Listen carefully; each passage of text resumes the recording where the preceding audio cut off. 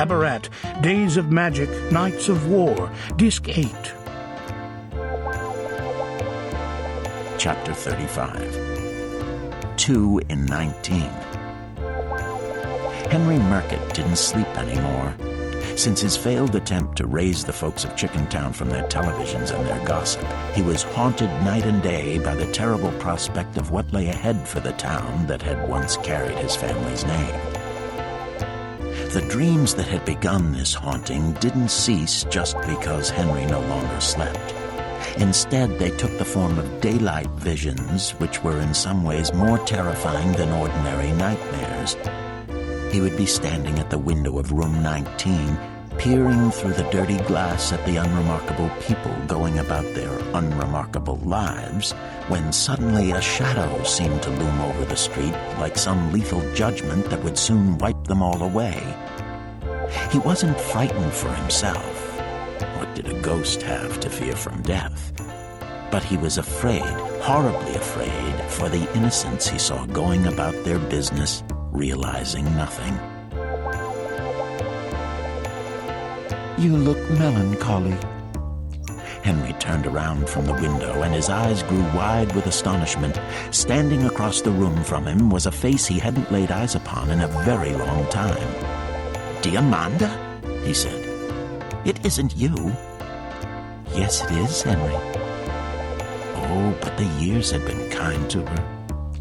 Though her hair, which she'd always worn long, was now gray, and her face was decorated with a tracery of fine lines, the bones on which her flesh sat were still as elegant as ever.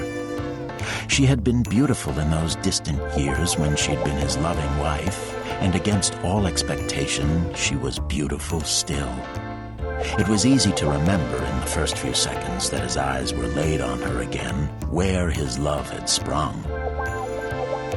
"Is it really you?" he said, scarcely breathing the words for fear this lovely mirage would dissolve and leave him alone again. "Yes, Henry," she said. "It's really me." "But why? After all this time?" "To be honest, Henry, death caught up with me just a little while ago. And you know, as I was floating above the scene of my demise, which wasn't pleasant, I found my thoughts turning instantly to you, of all people. It's Henry I want to see, I thought. The rest can wait. I came to make my peace, I suppose." "You came, that's all that matters. You came. How did you know where to find me?" "Well, that's both a very long story and a very short one. The short version is, I've got eyes in my head, and I looked." "What happened to your fancy man in Chicago?" "My what?" Diamanda laughed. "Your fancy man. Everybody told me—" "Let's get a few things straight from the get-go, Henry Murkett. Whatever you heard from the gossip mongers, I did not have a fancy man in Chicago. Or any other place, come to that. Truly. Henry, I wouldn't come back from the dead to tell you a petty little lie, would I?" "No, I guess not." He expelled a contented sigh. "Fine.